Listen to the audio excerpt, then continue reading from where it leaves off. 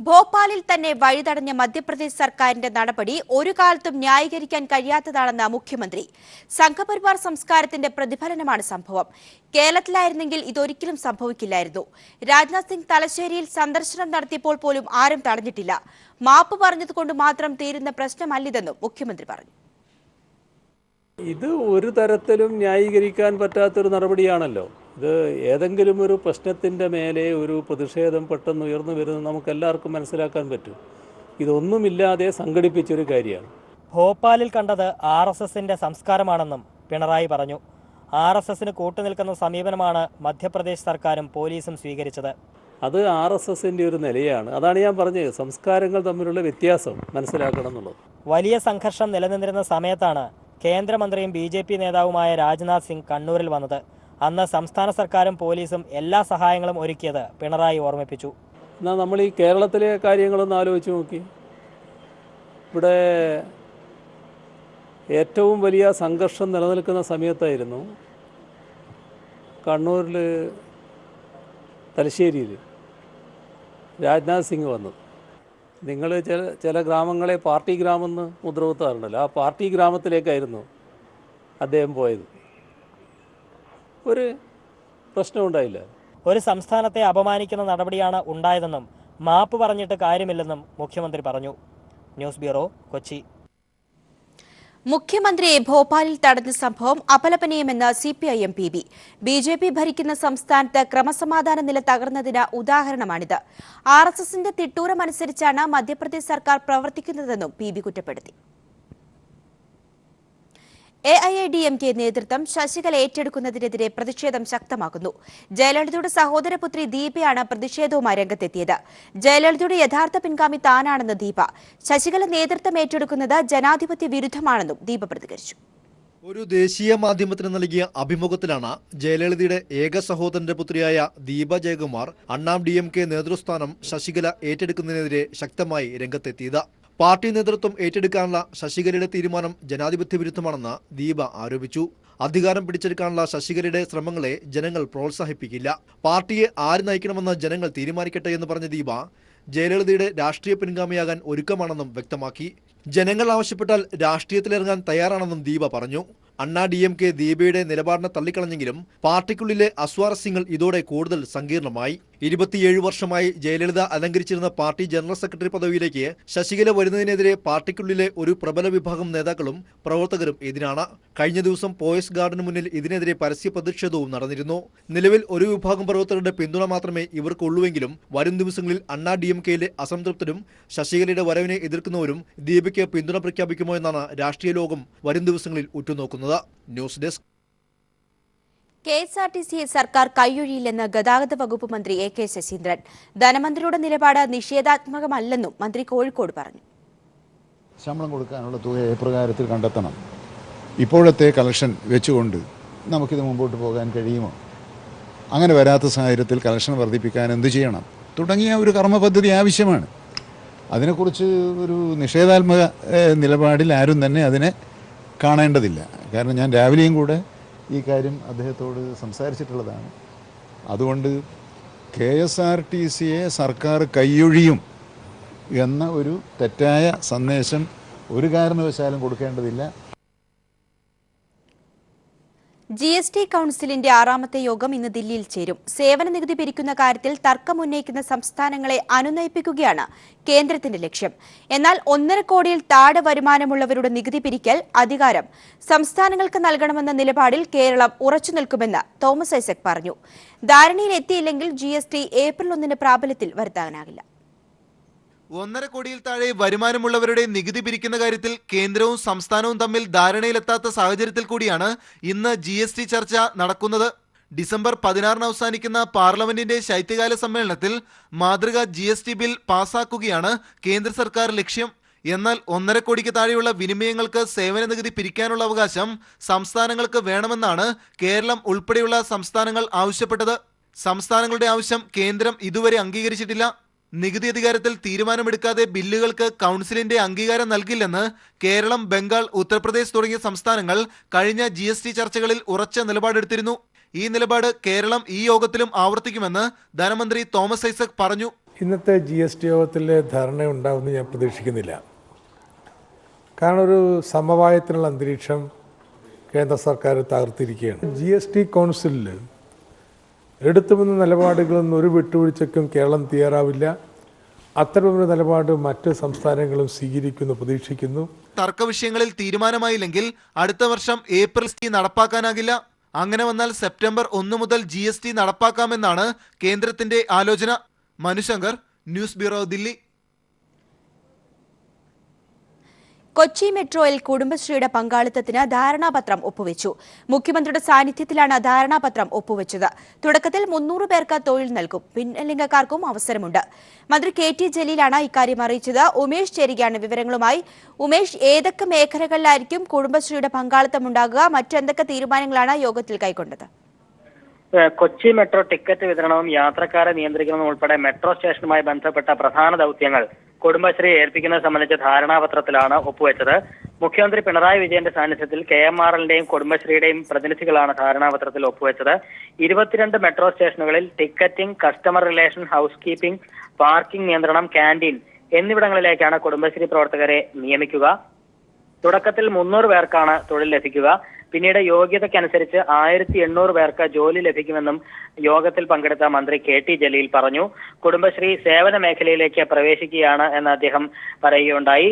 സ്ത്രീ ശാക്തീകരണത്തിന് ഏറ്റവും വലിയൊരു തെളിവായി മാറിയിരിക്കുകയാണ് ഈ കൊച്ചി മെട്രോ എന്നും അദ്ദേഹം പറയുകയുണ്ടായി. ഇതുകൂടാതെ ഈ ചടങ്ങിൽ കൊച്ചി മെട്രോയുടെ ഇതുവരെയുള്ള നിർമ്മാണ പുരോഗതി യോഗം വിലയിരുത്തുകയുണ്ടായി.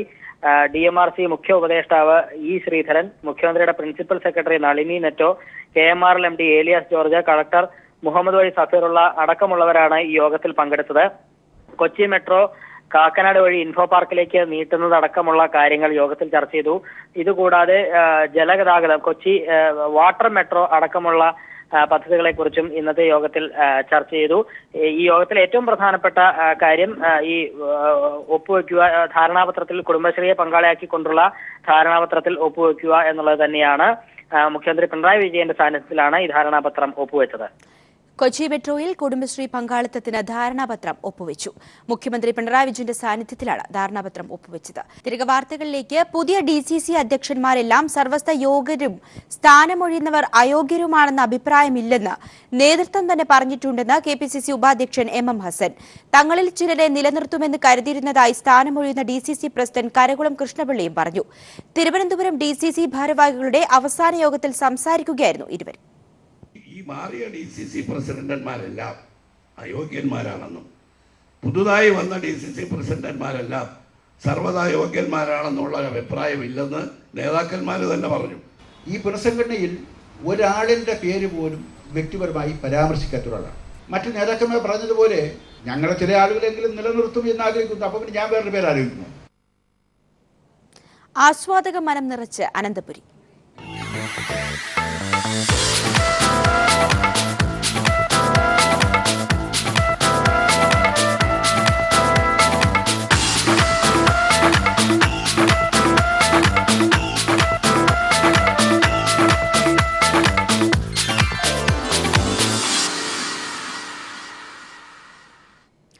ചലച്ചിത്രമേളയുടെ 3ാം ദിനം ഒരുപിടി നല്ല സിനിമകളും ജനപങ്കാളിത്തവും കൊണ്ട് ശ്രദ്ധേയമായി.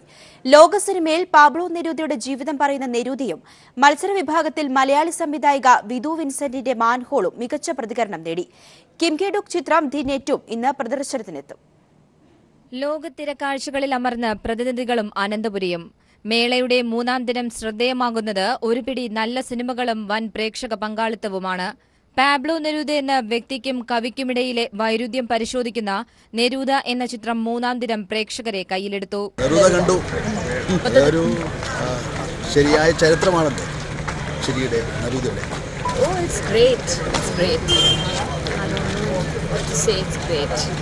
It's a great film, good film.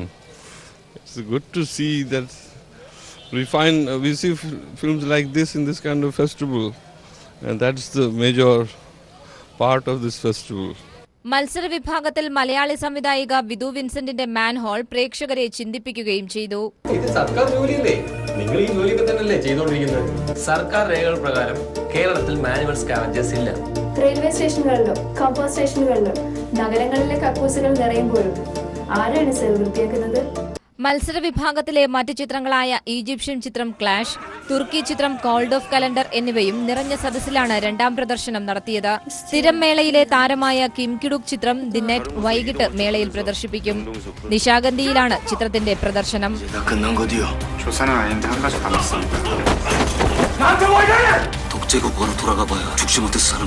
News bureau, Thiruvananthapuram. കച്ചവട സിനിമകൾ മാത്രമാണ് ഇന്ത്യൻ ചലച്ചിത്ര ലോകത്ത് ആഘോഷിക്കപ്പെടുന്നതെന്ന് നടനും സംവിധായകനുമായ അമോൽ പലേക്കർ. കലാമൂല്യമുള്ള സിനിമകൾ തഴയപ്പെടുന്നതിൽ ദുഃഖമുണ്ട്. 100 കോടി ക്ലബിൽ ഇടം പിടിക്കുന്നത് മാത്രമല്ല മികച്ച ചിത്രങ്ങളുടെ മാനദണ്ഡമെന്നും അമോൽ പലേക്കർ പറഞ്ഞു. 100 കോടി ക്ലബിൽ ഇടം പിടിക്കാനുള്ള ചേരുവകൾ മാത്രം ചേർത്ത് സിനിമയെടുക്കുന്ന സംവിധായകരുടെയും നിർമ്മാതാക്കളുടെയും കാലത്താണ് അമോൽ പലേക്കറിന്റെ വിമർശനം. സാധാരണക്കാരൻ പോലും സിനിമയെ വിലയിരുത്താനുള്ള അളവുകോലായി 100 കോടി ക്ലബിനെ കാണുന്നു. ഈ പ്രവണതയിൽ ദുഃഖമുണ്ട്. കച്ചവട സിനിമകൾ മാത്രം ആഘോഷിക്കപ്പെടുന്ന രീതിയിലേക്കുള്ള പ്രേക്ഷക സമൂഹത്തിന്റെ മാറ്റമാണ് ഇതിന് കാരണം. The commercial part of our cinema has successfully managed to brainwash us to their one-line agenda of judging films only by commercial success, judging films only as a entertainment into inverted commas. We were repeatedly told, we are even today repeatedly told that the films are meant to entertain. മലയാളത്തിന്റെ എക്കാലത്തെയും മികച്ച ചിത്രമായ ചെമ്മീൻ Indian സിനിമയുടെ തന്നെ നാഴികക്കല്ലാണ്. അടൂരിന്റെ ചിത്രങ്ങൾ പോലെ കലാമൂല്യമുള്ള ചിത്രങ്ങൾ ആഘോഷിക്കപ്പെടുന്നില്ലെന്ന നിരാശയും അമോൽ പലേക്കർ പങ്കുവച്ചു. If anybody comes with any offer which is exciting, challenging, and which will give me butterflies in my stomach all over again, I would love to do that. മികച്ച കഥയും അവസരവും ഉണ്ടെങ്കിൽ മലയാള സിനിമയിലേക്കുള്ള ക്ഷണം നിരസിക്കില്ലെന്ന സൂചനയും അമോൽ പലേക്കർ വ്യക്തമാക്കി. ചിത്രകാരനായാണ് അമോൽ പലേക്കർ തന്റെ കലാജീവിതം തുടങ്ങുന്നത്. നിരവധി പെയിന്റിംഗ് എക്സിബിഷനുകളും സംഘടിപ്പിച്ചിട്ടുണ്ട്. പിന്നീടായിരുന്നു സിനിമയിലേക്കുള്ള അമോൽ പലേക്കറിന്റെ ചുവടുമാറ്റം. ഇപ്പോൾ 2.5 വർഷമായി ചിത്രരചനയിലേക്ക് താൻ തിരിച്ചെത്തിയെന്നും അമോൽ പലേക്കർ കൂട്ടിച്ചേർത്തു. Very few people know, but I started my creative journey as a painter. In fact, I had my first solo exhibition of paintings way back in 1967, and it was later that I went into theatre, and even later that I went into films. I have been privileged and fortunate to be able to dabble in all these 3 spheres and 3 spaces, creative spaces. News bureau, Thiruvananthapuram.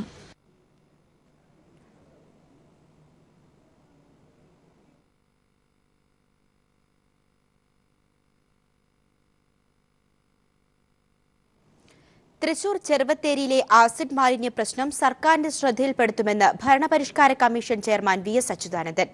കിണറുകളിൽ അമ്ലസാന്നിധ്യം ഭീതിജനകമാണെന്നും സ്വർണ്ണാഭരണ നിർമ്മാണശാലയുടെ പ്രവർത്തനം ചട്ടങ്ങൾ മറികടന്നാണെന്നും V S പറഞ്ഞു.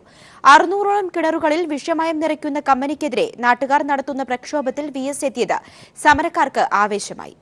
Acid മാലിന്യങ്ങൾ പുറന്തള്ളുന്ന ചെറുവത്തേരിയിലെ സ്വകാര്യ സ്വർണ്ണാഭരണ നിർമ്മാണശാലയ്ക്കെതിരെ പ്രദേശവാസികൾ വർഷങ്ങളായി സമരത്തിലാണ്. നാട്ടുകാരും മനുഷ്യാവകാശ പ്രവർത്തകരും നടത്തിവന്ന പ്രതിഷേധത്തിലാണ് ഭരണപരിഷ്കാര commission chairman V S Achuthanandan എത്തിയത്.